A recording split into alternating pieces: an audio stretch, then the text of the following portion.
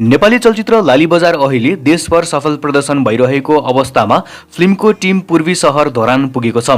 धरानका mayor Harka सम्पाङको सहर भनेर परिचित धरानमा चलचित्र प्रेमी दर्शकहरूले टिमलाई निकै उत्साहका साथ स्वागत गरेका छन्।